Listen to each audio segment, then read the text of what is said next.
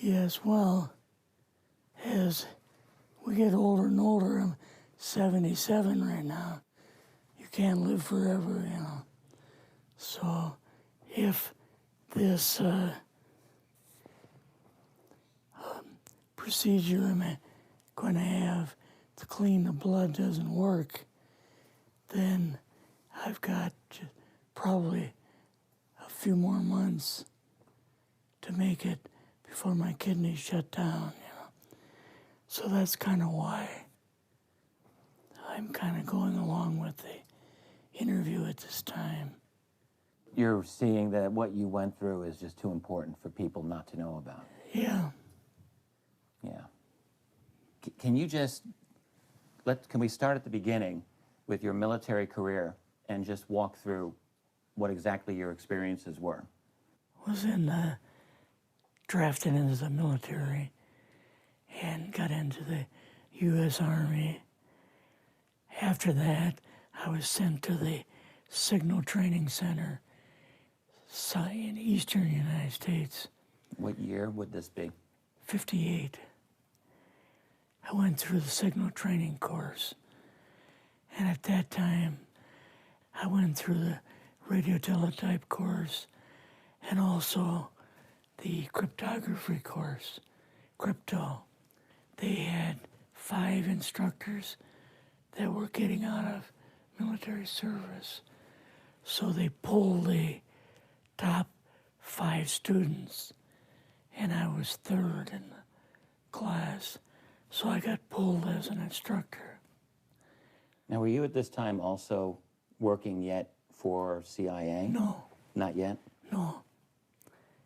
After one day, my boss came to me, and he said, how would you like to, make some extra money? And I said, oh, money is good. So he explained to me that he could put it through. I would have to get a top secret White House Q clearance for the job, And I thought, boy, must be a pretty exclusive thing, And I said, well, what is this?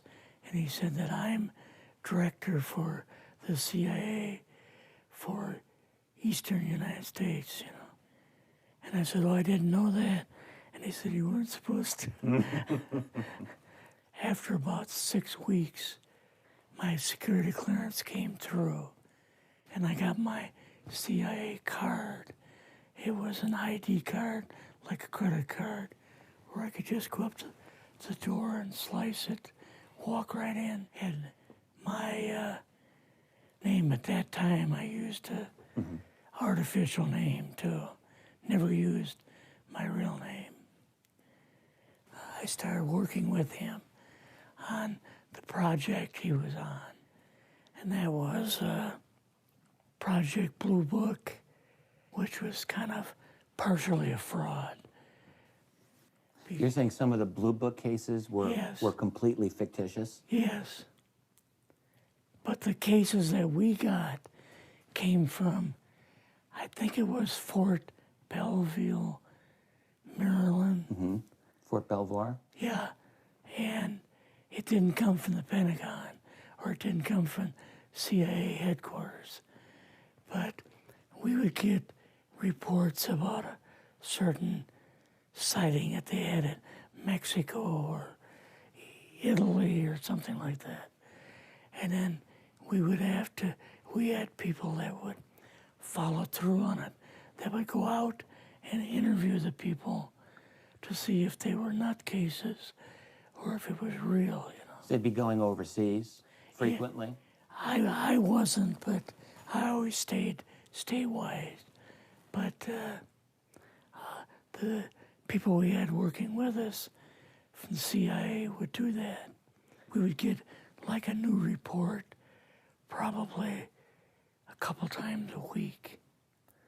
I was coming into the Army fresh off the farm, so I really didn't have much knowledge of anything, but my boss filled me in on Project Blue Book and what they had found so far.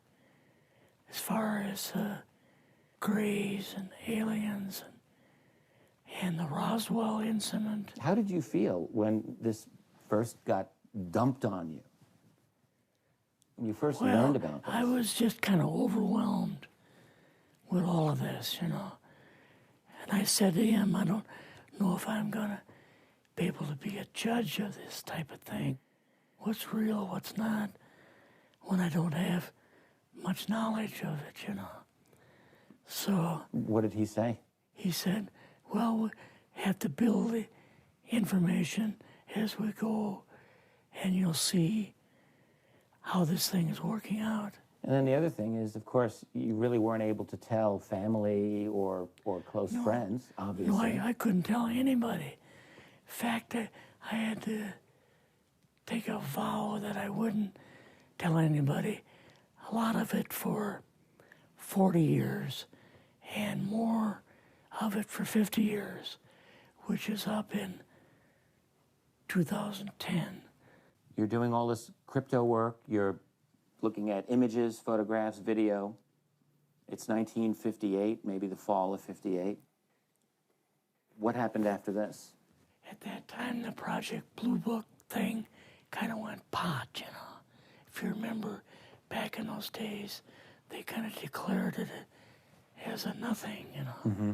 Right. And they were telling the world all UFOs are misidentifications, hoaxes, balloons. Psychological issues, whatever. Yes. Yeah. So my boss came to me and he says, we've both got a new assignment. And he says, oh, I said, where are we going? Oh, he says, we're going to the Capitol. We're going to be part of the Eisenhower push. He's trying to find out something about all about these aliens that MJ-12 was supposed to find out, but never sent back reports to him. The MJ-12, the UFO control group, were they calling it MJ-12 at that time? Yes. They called us in, went into the Oval Office, and President Eisenhower was there and Nixon, and they said, we called the people in from MJ-12 from Area 51 and S4, but they told us that the government had no jurisdiction over what they were doing. So being a general, past general, you didn't tell them to go to hell without any real good reason, you know. Mm-hmm. So he said, I want you and your boss to fly out there. I want you to give them a personal message. He says, I want you to tell them, whoever is in charge, tell them that to get in, they have this week, coming week, to get into Washington and to report to me. And if they don't, I'm going to get the First Army from Colorado, and we're going to go over, we're going to take the base over. I don't care what kind of classified material you got. We're going to rip this thing apart. Eisenhower was going to invade Area 51. Yeah, with the First Army. So you go out with your superior. Yes. You fly out. You land. What happens? Can you describe this whole process, what you saw? It took us the 13 or 15 miles south to S4 and like different garage door openings. Okay. And in these garage door openings, they had like different saucer crafts. The very first one had the Roswell craft in. It was kind of crashed up, but apparently every alien that was in it died except for a couple. So you see the Roswell craft, and what are some of the others that you see? Well, the Roswell craft was really strange because it looked like real heavy aluminum foil. We could rock next to it, and you could rock it. The whole thing probably weighed 150, 300 pounds. Could they tell what the source of power was of this craft? Yeah, it was like a reverse gravitational thing of some kind. In fact, one later on, I got the mathematical code for reversing gravity in a 3x5 card. I guess there are different types of grays and so on. How did you see that evidence? Well, at the later on at S4, we viewed the autopsy film, and then the colonel said, "What we've got in here is we're interviewing a gray alien." All right, right there. How did you feel at that moment? Well, I thought, boy, we had no idea we were going to see the real thing. All we saw was film. You had to have a little bit of heart racing at that Yes. moment. My boss was able to go in and had a partial interview with him. So what did this gray alien look like? Could you describe him a little bit? This one looked a little bit oriental. So I'm just wondering if it looked almost human, what about this didn't look human? No, it didn't look human as far as the skin tone and basically the shape of it and the size. How was its head size compared with a normal human, for example? Brain was kind of a little bit bigger. And some of the nose was very, very small.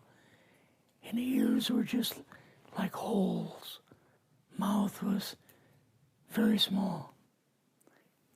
Now, why were they bringing you out here at all, anyway, to see an alien? What was the point? To go back and tell the president they actually had one. So he did not know at this point No, if there was an alien at S4. no. What did you do then at Area? Were you done, or did you have other things to do at Yeah, S4? so basically we were kind of done, went back to Area 51. They took us into the main building, and there we saw a U-2, which of course we didn't know existed. And a model of the SR-71. Yeah, the Blackbird. So, but like I mentioned earlier, it was not a model of the current Blackbird, It was an earlier version.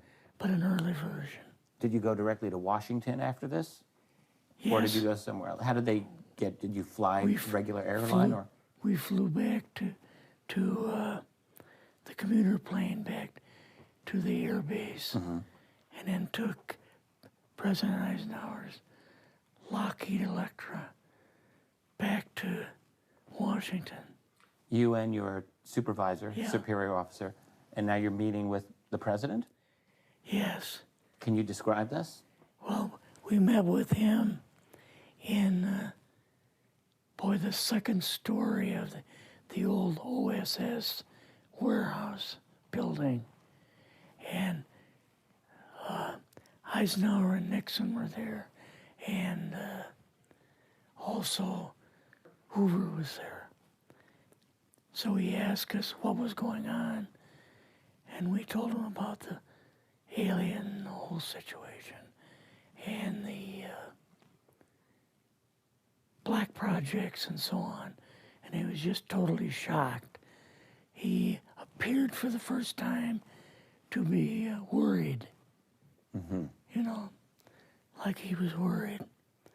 I would think that Eisenhower would, I mean, he certainly knew that flying saucers were real. Yes. He knew that there were aliens. So I guess I'm just wondering, what would he have been, really surprised about? Surprised about the black programs. Eisenhower said, got to keep this thing completely secret. You know, can't talk about this. Your actual name is, I mean, the name you grew up with, that was a different name than what you Yes. had in this. I never used it in the CIA at all. Now, what about today? You're going on the public record, and this is still sensitive information, even though earlier you talked about, you know, security oaths that maybe expire after a certain period of 50 time, years. but you're still concerned. Linda Moldenhauer's phone call, her phone was tapped, and they got my phone number, and through the telephone company, they were able to find me, and so on. When they found you, what happened? I was going to a grocery store. Two guys in a black suits come out of a black Lincoln town car and came over to see me. And they told me that I better not publish anything or talk to Linda about any more things. So at that time, I did, you know, I stopped. That was enough to intimidate you. Yes. Rather remain anonymous. Never show my face on anything. Really, thank you for doing this. Yes, this was, I guess, kind of a good idea because I feel much better having talked about it. I kind of feel like there's a load off my shoulders. Really? Because I had an awful lot of secrets that I had kept over the years.